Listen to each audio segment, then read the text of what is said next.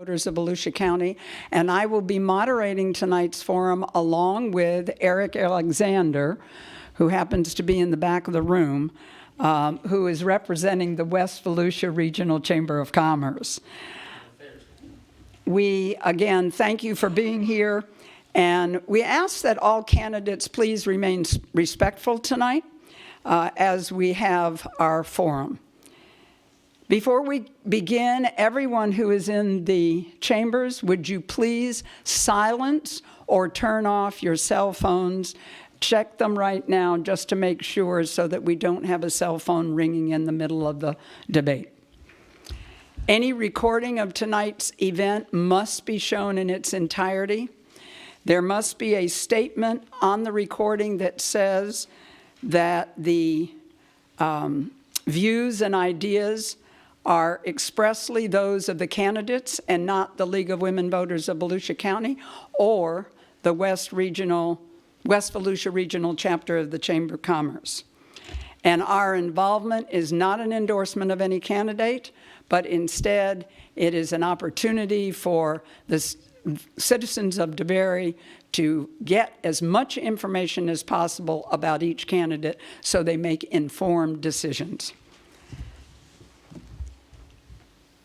I'll begin by explaining the format.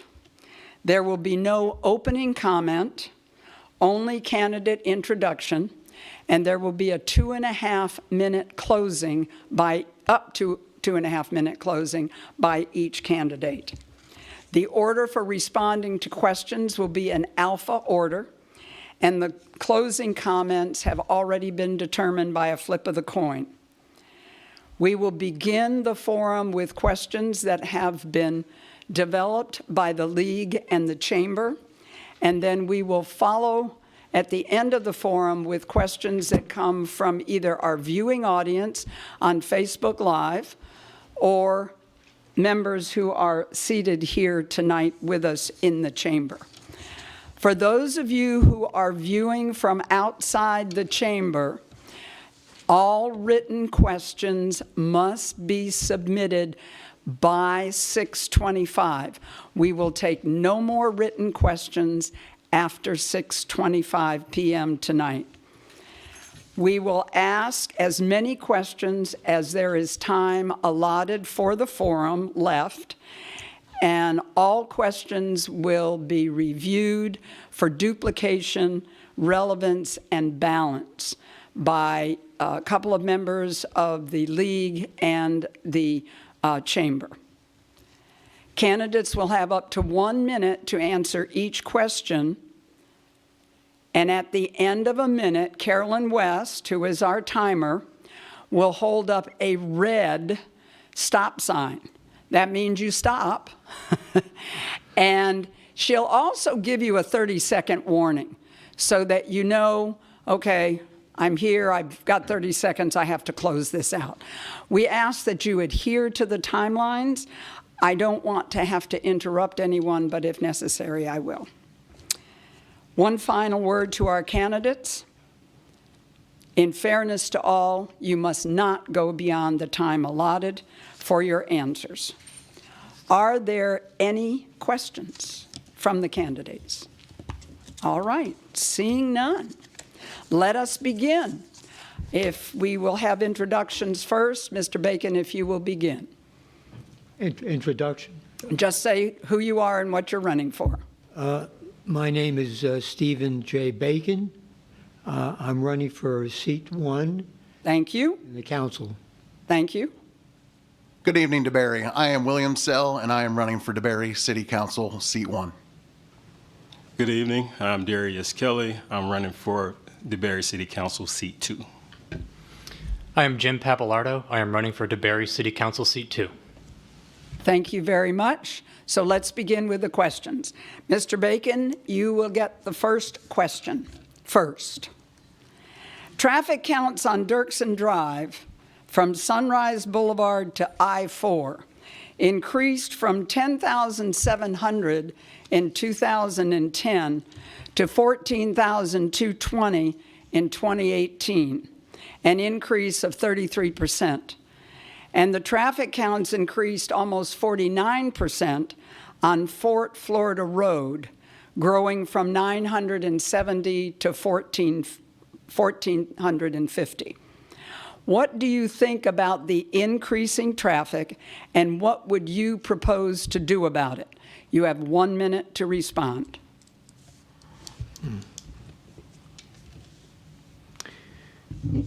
The traffic issue is a major issue, and it is caused by all the development that will be going on in DeBary. We've had very little intake from the population. They want to keep the town small, and yet we're talking about maybe adding 5,000 new homes and putting on maybe 10 or 15,000 residents with rentals. It's a serious issue, and one that would be difficult to resolve. They're talking about expanding the Dirksen Avenue and giving another lane. You'd be in front of people's homes. You'd have to take their property right to the doorway. There's something wrong with that. Thank you very much, Mr. Bacon. In going in alphabetical order, Mr. Kelly, you answer that question now, please. Absolutely. Obviously, it's a serious issue, and it's a concern to the citizens of DeBary. What do we do about it? I think that we need to ensure that we are being proactive in how we address these types of issues. Right now, obviously, it's already kind of gotten out of hand because the traffic flow has increased tremendously. So in order for us to address that, then we need to look at, first of all, the root cause of this traffic. Why is it happening? And obviously, there's development all over the place. And then we need to look at what we need to do to relieve some of that traffic. Obviously, we don't want to disrupt the citizens and homes. As Mr. Bacon said, we don't need roadways right up to citizens' front doors. So we have to look at it holistically and try to find a solution that's good for the citizens of DeBary. Thank you. Mr. Papalardo, your question, please. So we got to think of a couple of things. First, it's a sign of growth in some factor, primarily households. Fort Florida Road is notoriously narrow. That's going to be hard to expand even if we want to. Dirksen, also very narrow. First steps are usually look into a study, analyze it, get proposals, see how we can alleviate so much stress on those roadways. Hopefully it doesn't come to eminent domain. No one likes that. But we have to make sure we have a plan. And that is the reality that we see in DeBary, that we are becoming more congested. We are seeing expansion. And the TOD area near Sunrail, that's only going to make our congestion worse. We're only going to see more bottlenecking. And we have to make sure that we have the experts weigh in and show us exactly, again, like where the problems are coming from and what we can do to solve them. So until we have a proposal of those options, it's very hard to make a hard stance on what we're going to do specifically, but those are the first steps that must happen, is evaluate and then react. Thank you. Mr. Sell. Dirksen Road has been talked about multiple times at multiple meetings. I believe they put a counter on that. When it reaches a certain amount of traffic, it's going to go to the county, and we're going to have to approach them to come up with a solution. Let's face it, DeBary still isn't built out. We're probably going to be adding more homes, more cars, more vehicles. I don't think we're going to have any less traffic on Dirksen, so something's going to have to give there. Fort Florida Road is going to be a whole different ball of wax. It is a narrow road. There are more properties that are being built down there by the day. I know they're going to add a traffic light by Little Sammy's down there. I don't really think it's going to alleviate the traffic, but we're going to have to start to look at some alternative for Fort Florida and for Dirksen. That's all. Thank you. Question number 2. Mr. Kelly, you will respond first. What should DeBary's role be in improving water quality in Gemini Springs? So water quality, obviously, again, is a very important issue. Nobody wants bad water. So the city has to really take an aggressive role and a proactive approach to ensuring that the necessary steps are taken so that water is a quality product for our citizens. Obviously, we have to continue to do studies on the water and make sure that there is as little contamination as possible. But once those studies come in, we definitely need to ensure that we take the necessary steps to make sure there's clean, palatable water in Gemini Springs, because that's one of our it's one of our pride and joys, Gemini Springs. So we need to make sure that we take care of it. Thank you. Mr. Papalardo, same question.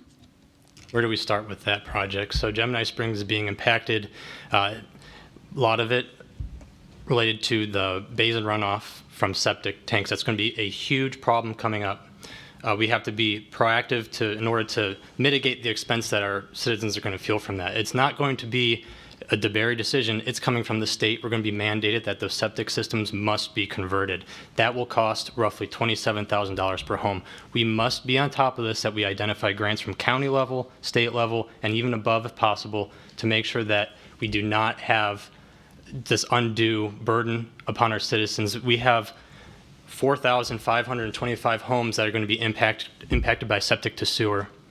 That is $120 million. That is from the county's estimate. If we are not on top of that, an environmental problem is going to turn into a resident financial problem, and we can't have a double whammy from hitting our pocketbooks as well as the springs. We don't drink from the springs necessarily, but we haven't been able to swim there in how long? Thank you. Mr. Sell, same question.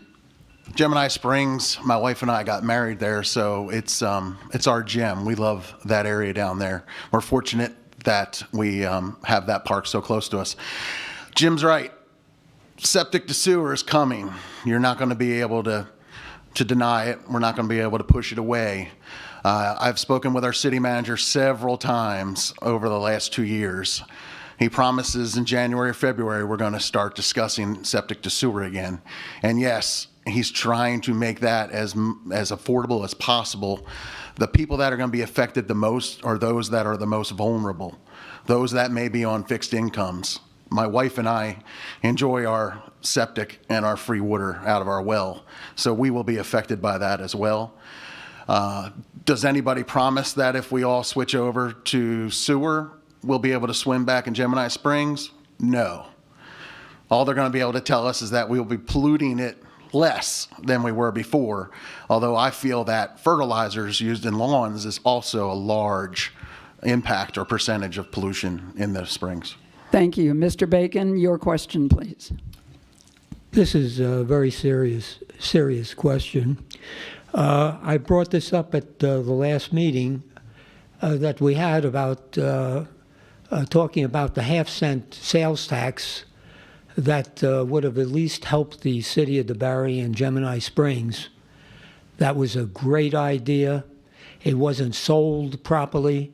It is required because people with septic systems, particularly in a couple of areas in DeBary that affect Gemini Springs, for that $27,000 between grants and that 1/2 cent sales tax, they would get away with no charge at all.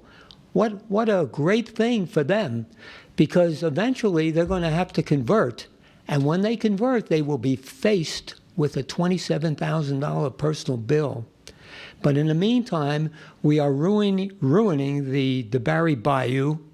The Gemini Springs is affected adversely. Our aquifers Thank you. are limited, and for the future, Thank we you, have a Mr. serious Bacon. issue there. The next question, question number 3, goes to you first, Mr. Papalardo. And you have already made a segue into it, but I want you to go into more detail. Do you support conversion from septic to sewer in the city? And if yes, how would you make it easier for residents to make the change? If you don't support it, why don't you?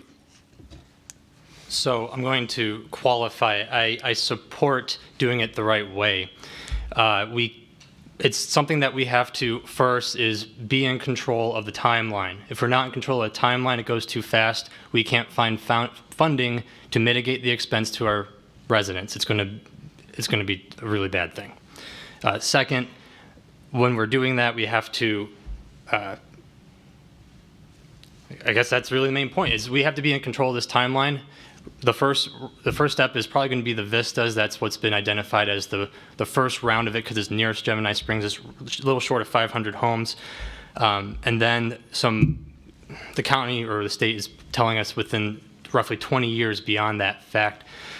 As long as we are slowballing the process and being able to get ahead of alternative fundings that doesn't fall upon other taxpayers and mitigates the expense to the homeowners, we're going to be okay with it.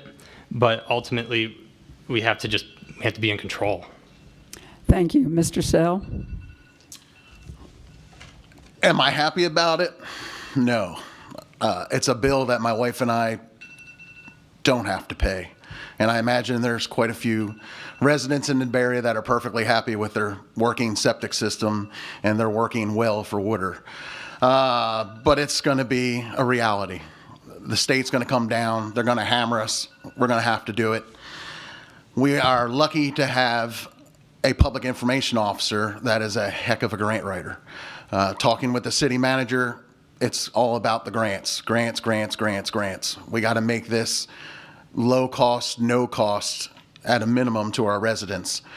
After that, they can have a choice of going on city water and sewer or just sewer. One positive I heard from our city manager talking to him was, at a minimum, at least we will have fire hydrants. We had a neighbor's house burned down to the ground because there wasn't a fire hydrant close enough to put the fire out. So they just watch it burn down to the ground. I know that's not much, but at least it is something positive. It may also save folks on insurance. Mr. Bacon, your question? I think this issue needs to be faced in a referendum. It needs to be recalled back by Volusia County and sold to the public, because it absolutely is mandatory. The state will never come up with the money for this project. It has to be done in a very unique manner. And people are going to, when they start paying, these septic systems don't last forever, and they will be faced with this $27,000 issue. So I feel if I get back in, I'm going to be attempting to get the county to put this back on as a referendum, and this time get people to understand that 90% of the systems in Volusia County are all on septic. I mean, we need to do something about this, otherwise it's going to end up in a desalination plant for hundreds of millions of dollars. Thank you very much. Mr. Kelly, your question? Yes. To answer the question directly, I do support it, but we also need to make sure that we're doing this the right way. I dealt with this in the city that I'm from, Bartlett, Tennessee. We had to go from sewer to septic. I have sewer right now in my house, and they rolled it out in a very methodical process. They did get assistance with funding from the state. So when we roll it out, we have to make sure that we are getting that funding. And it costs the citizens, it's going to cost the citizens some money. It's just a matter of how much. And so we need to minimize the cost to our citizens and make sure that when this does roll out, that we have a plan in place to make sure that they're not $27,000 out of the pocket. So I support it, but we need to make sure that we do it the right way. Thank you very much. Question number 4, and the person to answer first will be Mr. Sell. A city committee under the previous administration was accused of meeting outside the Sunshine Law. What would you do to keep all business dealings transparent? Apparently you're talking about the DeBerry Beautification Board. It fell down to maybe one member. They got I think they got a grant for $375,000 for the 1792 beautification, but they have a snafu because they just don't have a whole board. That's something that may have fell through a crack. I was on a citizens committee board, and our city manager was at every meeting, so he knew we had everyone in attendance and we had our board. That's something that's going to have to be followed and kept an eye on as far as when we form another citizens committee. You have to make sure it actually has members. I don't know what's going to happen with the money that was granted for the beautification. I have talked to the lady that's still on the board, I think, and I thought it was a great thing. I just feel bad that she's the only member. Mr. Bacon, your question? I think the sunshine laws needs to be updated. And I took this question to the League of Cities, and I sat down with their executive board in total for about 2 hours. I had a written report. They invited me down, and we spoke about improvement in this matter. It is not designed, the sunshine laws are really not designed for synergism of groups. You need to be able to have a little freedom to talk to each other and pass ideas back and forth. But you're not allowed to do it. And when you're not allowed to do it, there's fines and penalties that can be enforced. And therefore, it is what it is. That's all I have to say about that. Thank you. Mr. Kelly? First thing is we can't turn a blind eye to the rules. The rules are in place for a reason, and when you don't follow the rules, especially in a leadership role, then you lose the trust of the people who are depending on you to make decisions that affect them. So transparency, I mean, absolutely. If it's wrong, it's wrong. We need to say that it's wrong, and then we need to make sure that we make the proper adjustments to ensure that that is corrected. So I just believe we have to make sure that our citizens know what's going on, regardless of how bad it is, and we need to make sure that we follow up and make sure that we follow the procedures that are in place. Thank you. Mr. Papalardo? So I've been well trained on sunshine law. I spent 2 terms in DeLand's Economic Development Committee, appointed by their commission, as well as a term on the Charter Review Commission in DeBary. Sunshine law is very easy. It's have everything recorded, use the city emails that are provided to the boards, don't meet with fellow committee members outside of meetings that you can't be tracked. Transparency is such an easy thing. It's not anything that needs to be tailored differently just because we want to. There's nefarious reasons out there that some people want to do things. I don't think that necessarily was probably the case with what happened with our case subject here, but ultimately, sunshine law is easy. To be transparent, always use city email. Don't talk to fellow committee members about business. It's the law. It's very simple. Thank you very much. Question number 5. And this goes first to Mr. Bacon. The county's new trail hub will open soon on the grounds at DeBary Hall. What could the city do to enhance its position as a hub for all the multi-user trails in the region? I know we are basically using the trails to present a way of life for DeBary as something special to lure people into the cities and businesses. The trails, I have one fault with it. In essence, the bikes are allowed on the trails and they go very fast. They're 30 miles an hour, and people are walking along. Sooner or later, I think somebody's going to get hurt with bikes and walkers, and there's not much they can do about it.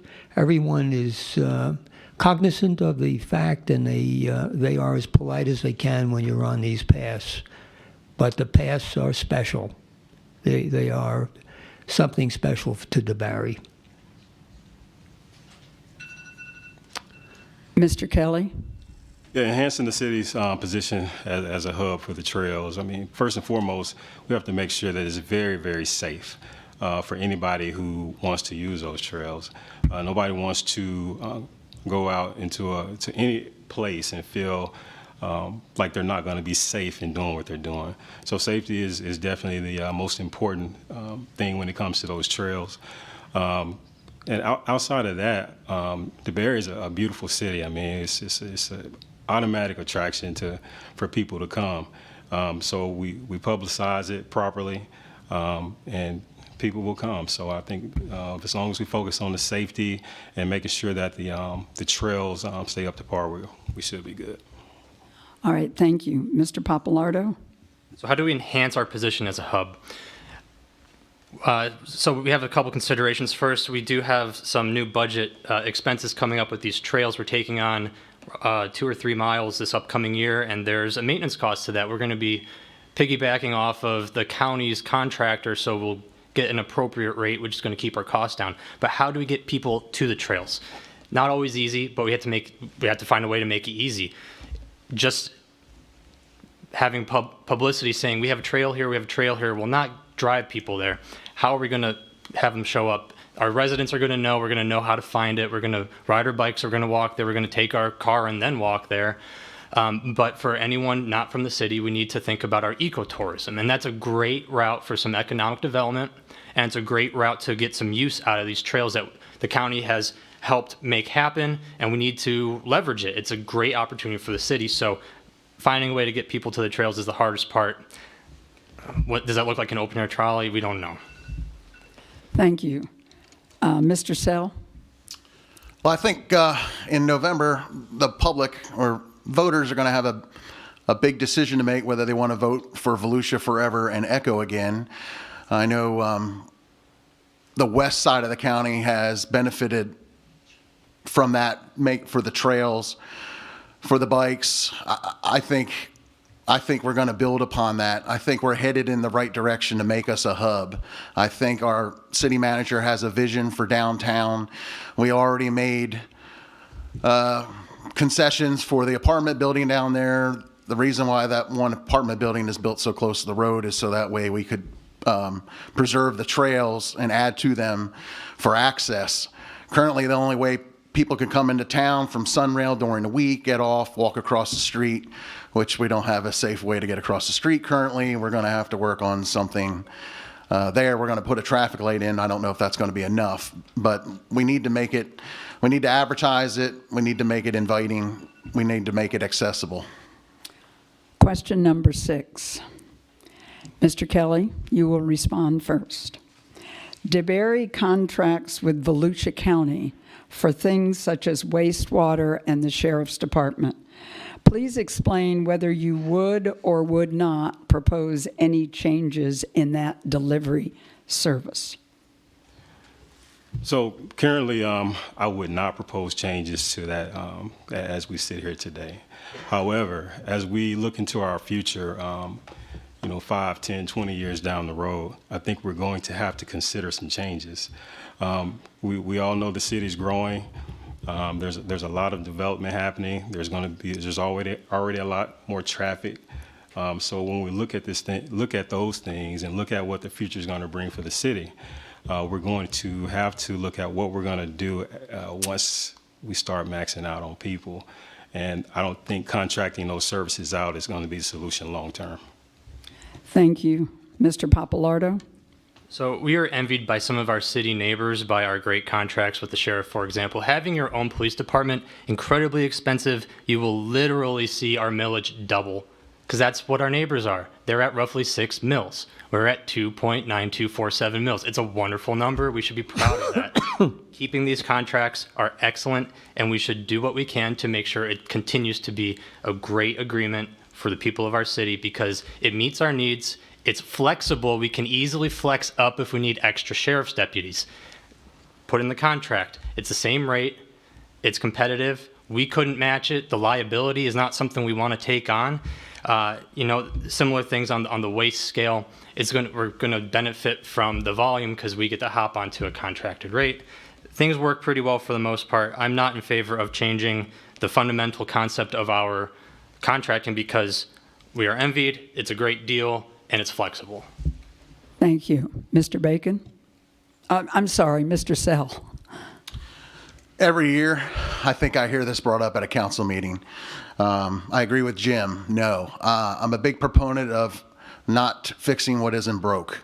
Sheriff Chitwood, the Sheriff's Department, we are low crime and we are low taxes in DeBary.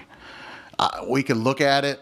If it ever equals out to where we actually save money having our own police force, let's go. Until that time, we're good where we're at. Our crime rate is less than nothing almost.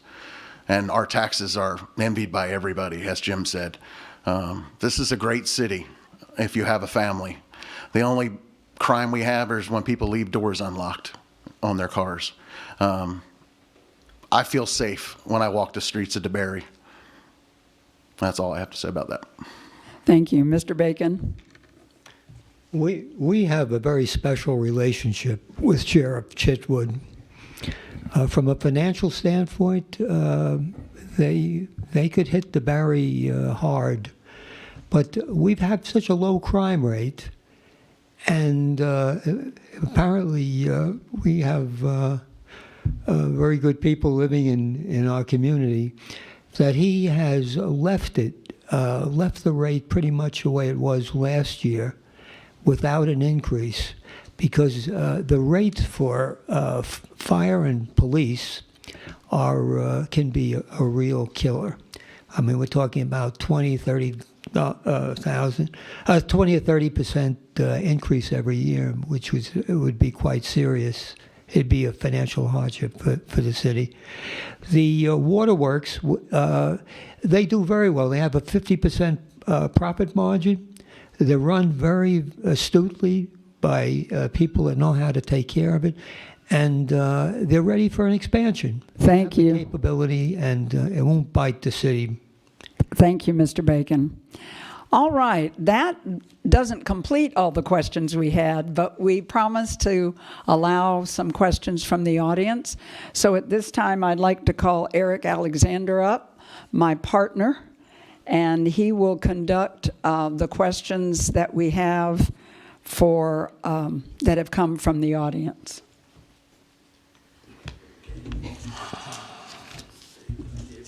Okay, and the next person in line, if you can see there, is 7, 8. That can give you 3 of them, and that's how they go. That's who starts, and then it goes to. Okay. I'll sort of. Gentlemen, thank you. Thank you for being here tonight. Also, being a part of this and willing to bare your souls so to your community. This is an interesting question that came about. How do you intend to be sure that you're able to work with people who have different backgrounds and opinions of city matters? And of course, everybody knows everybody has an opinion. We realize that, and there's a lot of, but perhaps that's an experience question, or how you intend to to work with people, and especially with what's going on these days. There's a lot of questionable growth. So first up, please, Mr. Papalardo. Jim. We get very contentious in City Hall sometimes. We have some interesting conversations, and it's really important that we keep level-headed. I'm a calm person. I love information. I want to hear more. I don't make my decision until I've heard as many viewpoints as possible. I think that is an important characteristic in an elected official. I'm never going to turn away from an opinion. I'm not going to scoff at someone's opinion. I'm not going to shut them down. And that's something I'm sure we all are going to say that. We all feel we're up here for a reason. We're not here because we want to push something down everyone's throat. We want to hear it. We want to be good members of our city, and we're all going to do a great job here. That's it. Kind of a tough question, but Mr. Sell. That's a great question.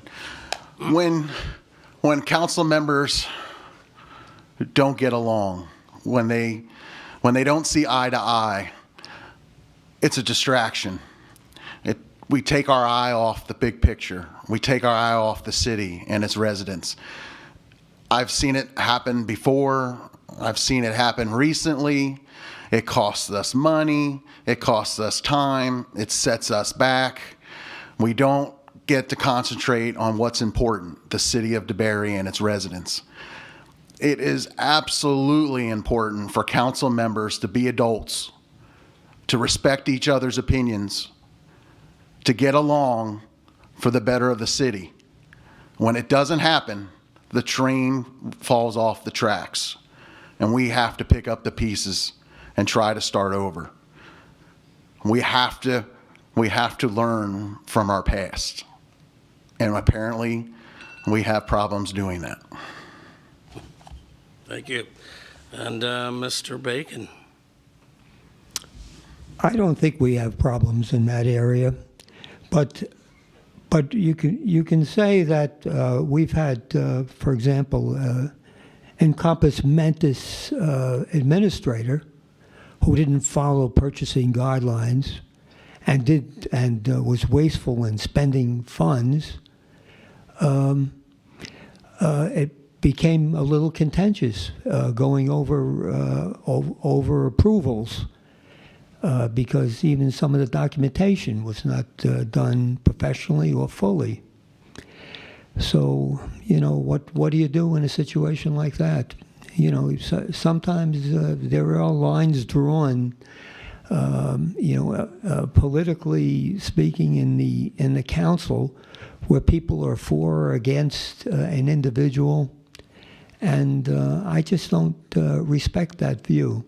It's the subject matter that counts, that needs to be focused on, and we have a Hippocratic responsibility, every one of us, and to sit there and rubber stamp it or not say anything is wrong. Thank you, sir. All right, and Mr. Kelly, please. Yeah, this is a people question. I mean, how do you deal with people from diverse environments? Well, you have to have experience in doing so. When you're in leadership for a Fortune, 100 company for as long as I've been, you've worked with many different types of people from many different backgrounds with many different opinions. You're not always going to agree, but you must respect the person that you're speaking to, and you must respect where they come from and their backgrounds and their opinions. And I think once you realize that you're not going to always agree, and everybody's opinion should be valued, then you can face those obstacles of diverse environments in a respectful manner and continue to get things done. So I just think that's the way to approach diversity in the workplace is what we're talking about with people. That's right. Thank you. Going back to the taxes now, and I have to say I'm not totally versed on this, but the city either hasn't enacted a 42% tax increase, or they're looking at it. Are you all familiar with that? Last year. Pardon? Last year. Last year, the 42% increase. So would you be for or against that? Again, I mean, you all just spoke that you had the lowest taxes, so you don't believe that was possibly, what's your opinion about raising the taxes again? I suppose would be a question for, we'll say, for Papalato? Oh, Darius. Mr. Kelly, you'll start again, I guess. All right, and go backwards? However we had it. The next person would be Mr. Sell. He'd be first. I see. And then these here. Okay, I got you. All right, thank you, Mr. Sell. 2019, we had an issue with stormwater. We had residents' homes that were flooding. We had residents coming to our council meetings for years complaining about their homes flooding. It was something that the 2019 council had to bite the bullet and do something about it. Our level of service and quality of life was behind. It was lacking. Personally, I'd like to see the city run on a budget that is low taxes with quality of life and a good level of service. There has to be some kind of compromise, though. A 42% increase is not something we can do year over year. I would personally not like to have to do that ever again. All right, if you're finished, then Mr. Bacon? How do you feel about these increases? We were faced with that, with an issue 2 years back. Actually, last year, we found that the reserves were insufficient for our community. There was an overspending. We had a manager that was not good in the numbers area, and we tapped into our reserves and got us down a little too low. So it was necessary for that one time only, because most of us, including myself, have taken the oath that we will be the lowest tax district in Volusia County, and I believe that is the main objective for preparing a budget for each particular year, that we stay within the realm of our expenses, just like your household expenses. Thank you, Mr. Bacon. Mr. Kelly? It's a prime example of having a vision or a plan of being a utopia city, and then something happens that you didn't plan for that disrupts all of that. So would I be in favor of it? It depends on the details. Obviously, I'll say no. Right now, that's a huge tax increase, had a huge impact on the citizens. I know people were going crazy about it, and rightfully so. The question would be, how do we avoid it in the future? And we need to make sure that we have plans in place so that we don't get in that position again. Obviously, it wasn't planned for. You'd have to know all the specifics in the background in order to be sitting in the room making that decision. I'm sure nobody wanted to do that. It wasn't something everybody sat back and said, yeah, let's raise taxes 42%. That's great. No, nobody wanted to do it, but we do have to make sure that we're keeping our entire community in mind when we make decisions, and not just a few. Thank you. And now, Mr. Papalardo. So I attended this past budget workshop, and boy, financial policy is my passion. I have a background in financial analysis. I built budgets for Frontier Communications in DeLand as an intern, and I love running budget for my current company. I am so just interested in this. So I get to use the most beautiful number ever again, 2.9247. That has been referred to as the benchmark millage rate for our city, and that is where everyone should commit to doing their best to make sure that is where we stay. Something better be literally on fire, totally underwater to force a tax increase. But there's another way. Watching the budget workshop, we have a great cash reserve. As that grows, if we can mitigate spending money and grow our cash reserve, it's a savings account. We can use that for some of those projects instead, and we won't feel it in the future. I will not spend money we don't have.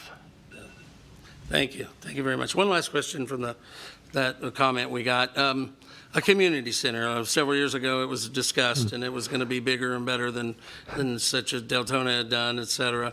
And of course, there's a lot of other things that a lot of city needs, but also a community center as quality of life can be a very big deal. So we're going to ask you then, are you for or against it, and why? And I'll be starting this time with Mr. Kelly. So community center, if you look at the City of DeBary's website, and it's a beautiful website, by the way. I don't know who did it, but I love it. There's a lot of good information on there. But one of the things that's prominent on there is the organization chart. And at the top of that organization chart are the citizens of DeBary. So when you ask me that question, the first thing I think about is, what do the citizens want?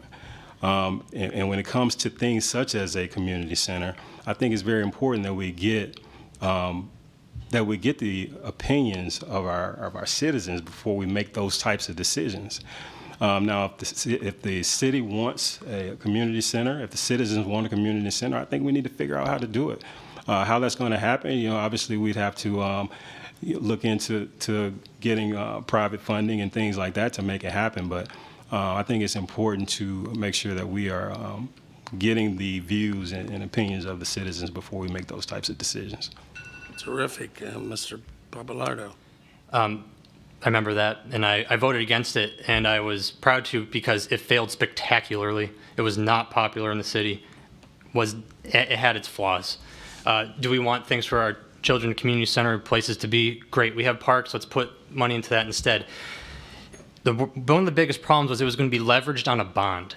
I don't think you spend interest on a want. On a need, maybe, not on a want. So when it comes down to it, community center, that's great. This was not the right plan. We have outlets that can meet it similarly, and perhaps we could put a little bit more into the parks, maybe an additional park, and it could be done for literally 2% of the cost of that giant project. It was done in good faith, but unfortunately, it was just wrong for us. Mr. Sell. I was one of those folks that was on the community center committee. Our city manager at the time reminded us to never worry about how much. Let him worry about how much. So we designed and built the greatest community center in the state of Florida. The bill came to $12 million. We always thought that possibly there was somebody privately from the private sector was going to step up and at least offer a chunk of money to put their name on it, and it never materialized. I think I look at the city of Deltona. They didn't put theirs on a referendum. They didn't ask a single citizen what they thought about putting a center over there. It's costing them money every day. It's costing them money. Do I think they regret it? I'm not sure. The council spent somebody else's money on it. Now they're looking to put a sign up there, which is going to cost more money. I think we need to improve upon DeBary Babe Ruth, maybe, the concession stand down there, do some little things. We just can't afford a community center. Thank you. And lastly, Mr. Bacon. Well, I'm an investor. And the first thing that hit me with this project was the number of people that approved it. When I heard it was less than 200, I said, geez, you're basing your opinion on such a small number of comments. And then when I looked at the project, it was inexpensive. There was more expense than there was income. And it was a serious drag on the city. So I said, well, why don't we cut it down? I mean, you got a whole running platform on a separate floor. Make it smaller. It's only 20,000. Our next town has 90,000 people. They can afford a decent community center, and there is value in having one.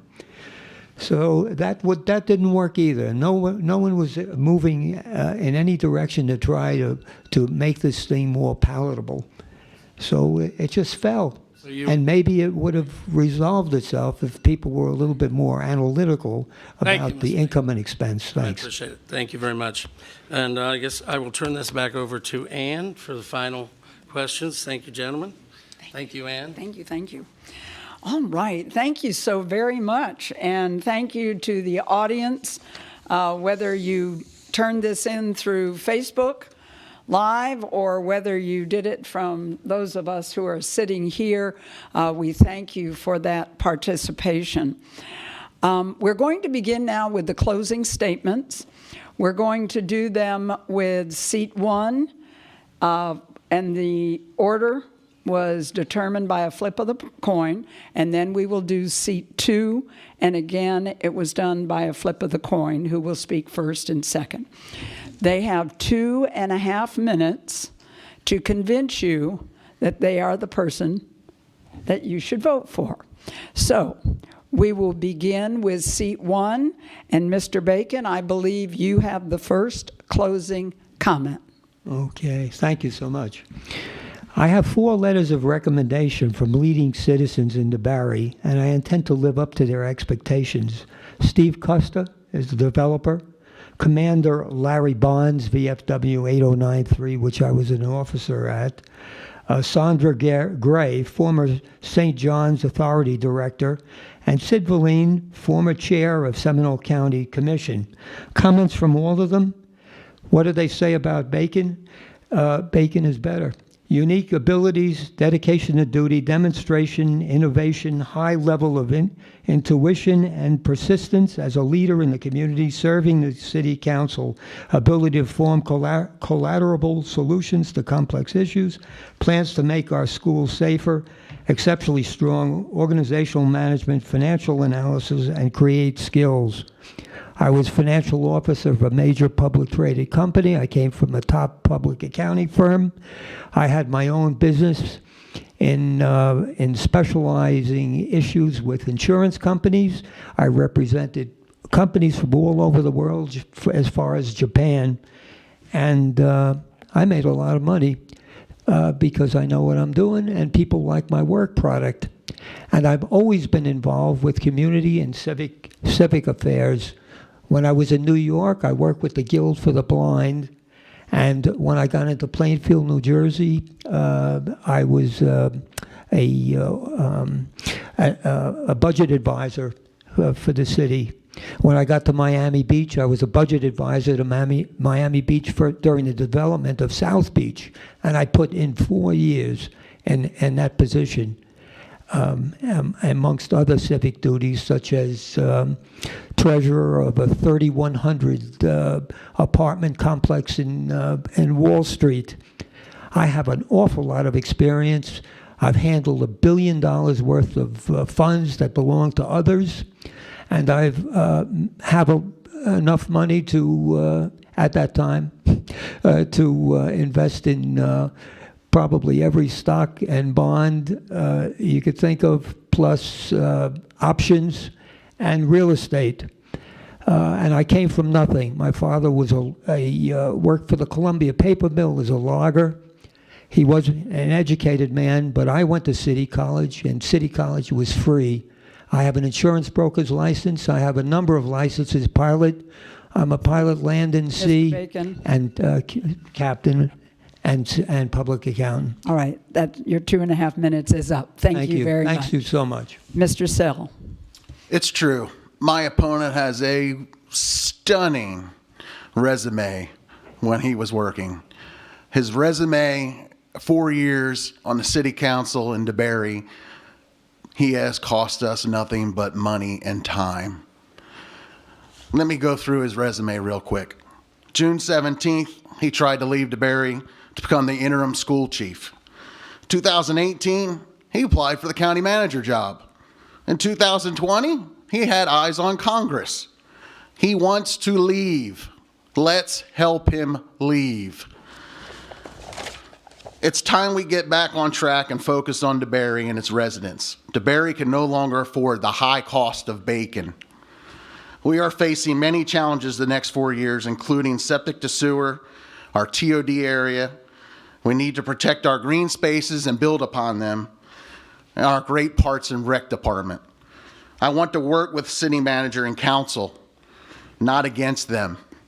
It's time we focus on DeBary, not unruly council members. A vote for my opponent is a vote for 4 more years of chaos. We cannot afford the high cost of bacon anymore. Look at what he's done the last 4 years on our council, not what he's done as a career. He works for the city of DeBary and its residents, not for some corporation in Miami. He has done a poor job representing the city and its constituents. It's time for a new face.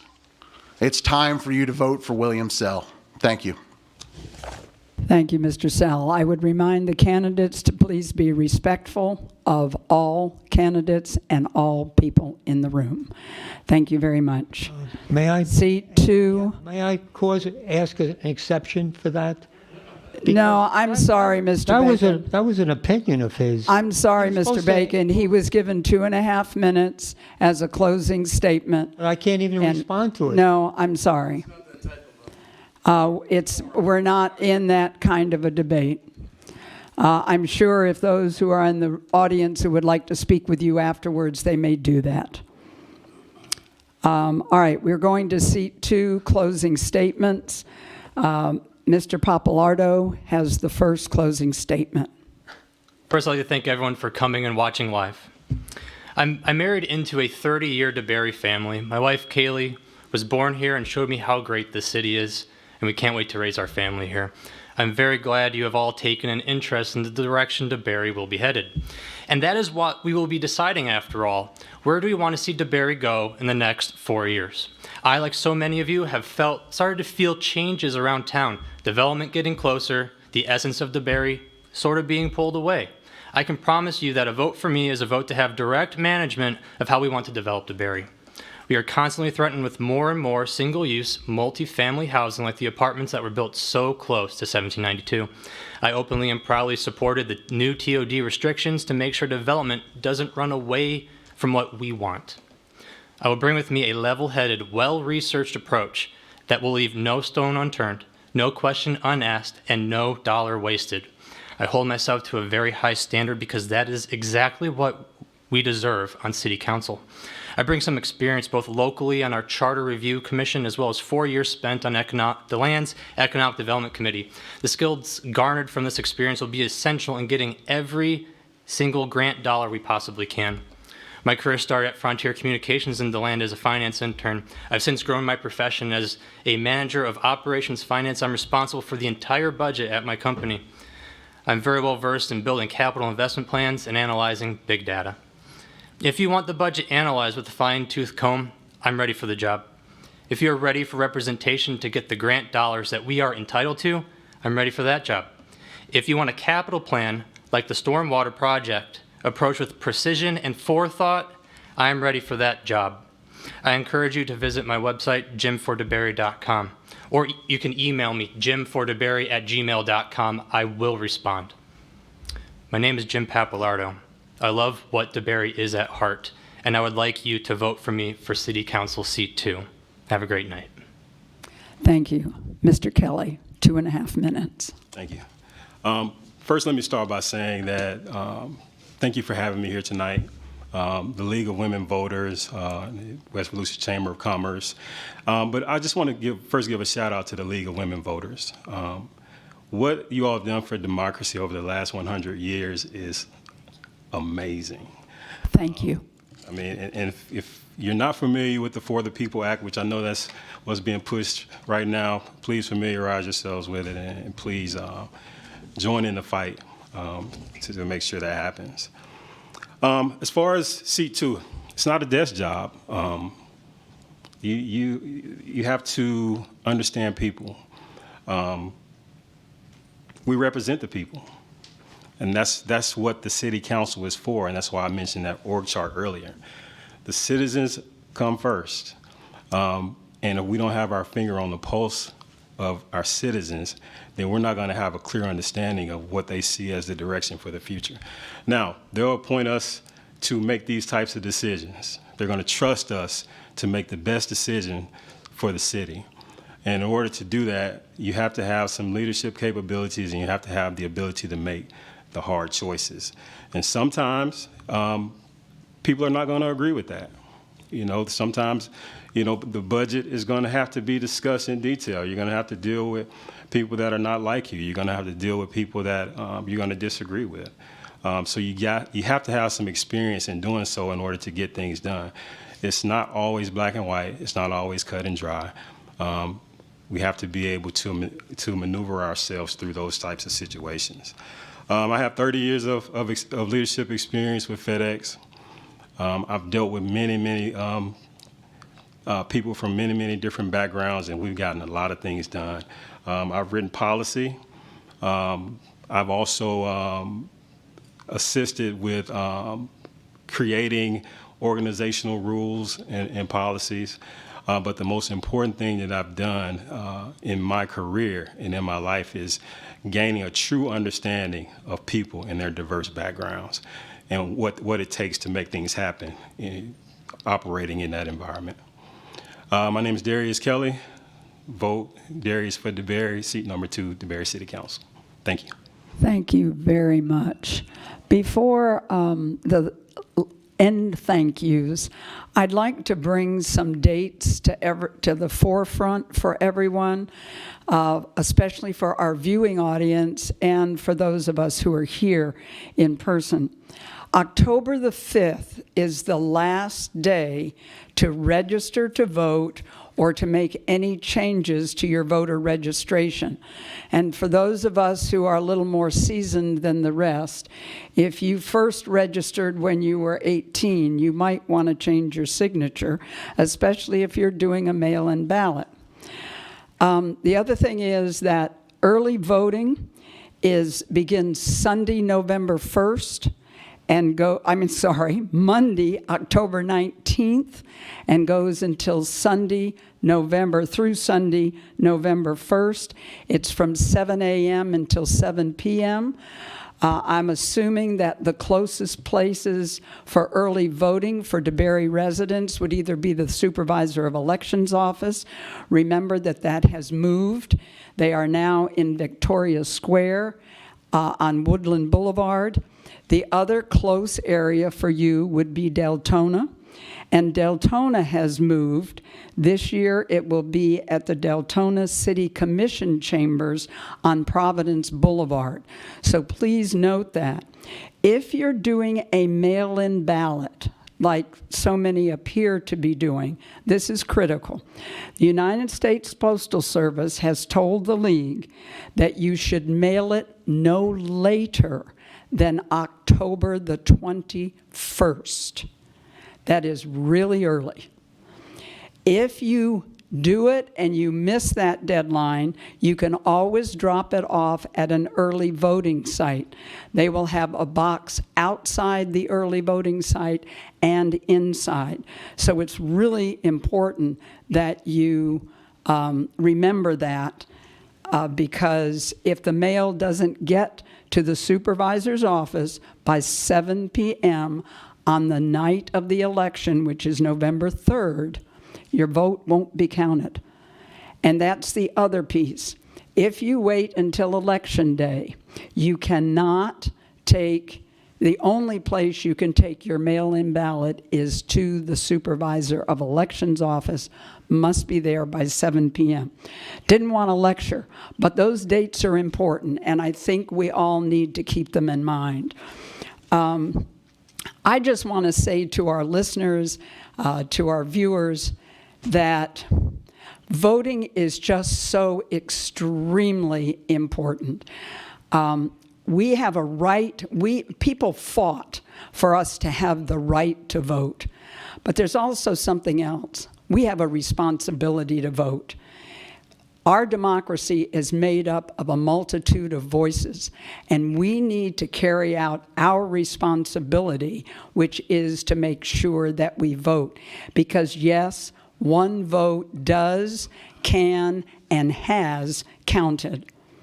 So it's incumbent upon each of us to go out and vote, make sure our neighbors vote, and make sure all our friends vote. But get them to register before October 5th first.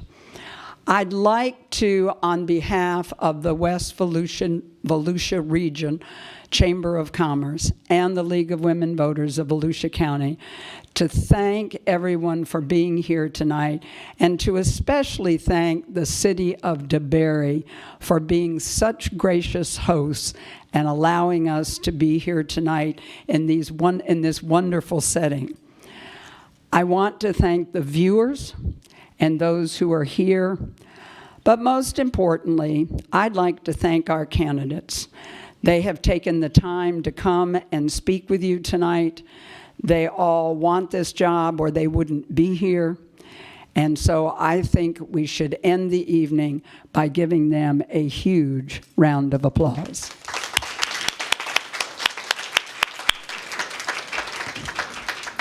Eric, would you like to say anything in closing? All right, so having said that, thank you all so much. And to our viewers, enjoy the rest of your evening. For those who are here, please drive safely on your way home and stay COVID safe. Thank you.